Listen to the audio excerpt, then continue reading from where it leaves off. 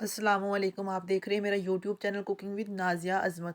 आज मैं लेके आई हूँ टमाटर, पुदीना और प्याज, हरे धनिए की चटनी, जो बहुत ही टेस्टी और बहुत ही लाजवाब बनती है। हाजमे वाली भी और चटखारे वाली चटनी।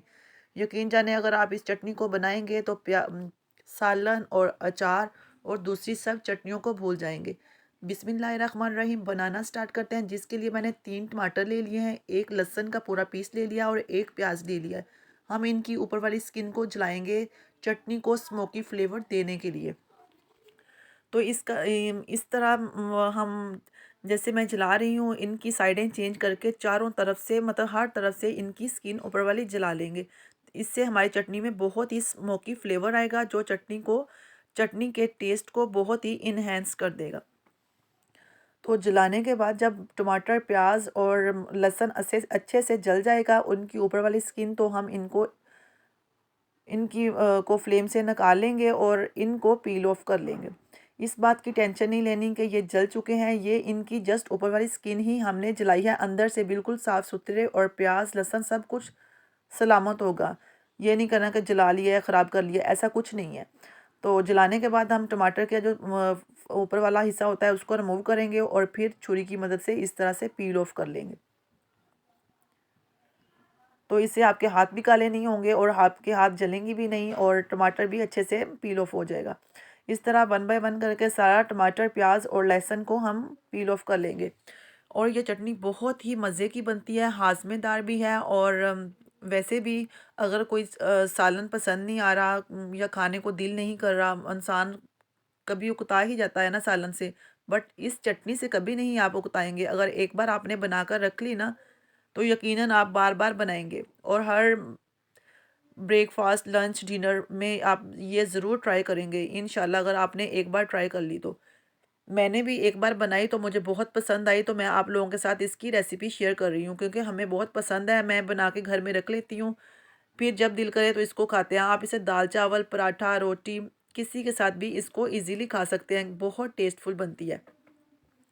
तो काइंडली वीडियो को फुल वॉच कीजिएगा। रेसिपी बहुत हेल्पफुल होगी इंशाल्लाह आपके लिए। स्टेप बाय स्टेप गाइड करूँगी, सब कुछ आपके सामने करूँगी।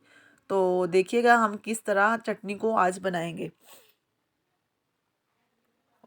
और कभी कुछ बनाने को दिल भी ना करे तो इजीली चटनी के साथ सब लोग खाना खा सकते हैं।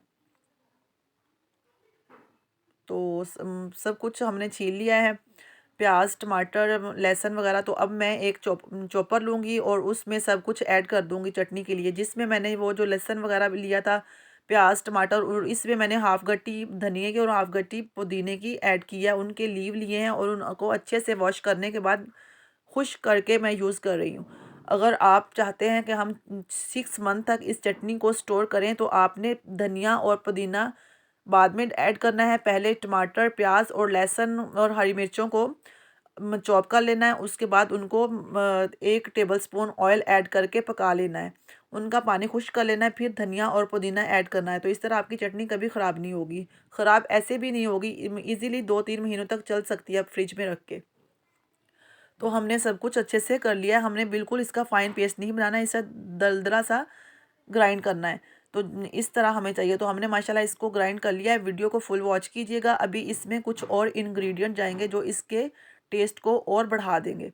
तो मैं इसमें ऐड करूँगी काला नमक और जो रेगुलर नमक होता है। आप इसमें नमक और अपने टेस्ट के और मिर्चें अपने टेस्ट के अकॉर्डिंग ऐड करें। और इसमें मैंने ऐड कर दिया है एक मज़े की चीज़, सिरका। 2 टेबलस्पून मैंने ऐड कर दिया। आपको जितनी खटास चाहिए उतना ऐड करें। इससे ये होगा कि हमारी चटनी ख़राब नहीं होगी। तो इससे इजीली हमारी चटनी 2-3 महीने तक चल सकती है, कभी भी ख़राब नहीं होगी सिरका ऐड करने की वजह से। आप इसमें अनारदाना और जो सूंठ होती है अदरक, वो भी यूज़ कर सकते हैं। मेरे पास अवेलेबल नहीं था, फ्रेश अदरक था, मैंने यूज़ नहीं किया। उससे मुझे अदरक का टेस्ट अच्छा नहीं लगता। तो आप अनारदाना अगर आपके पास हो तो ज़रूर इसमें ऐड करें।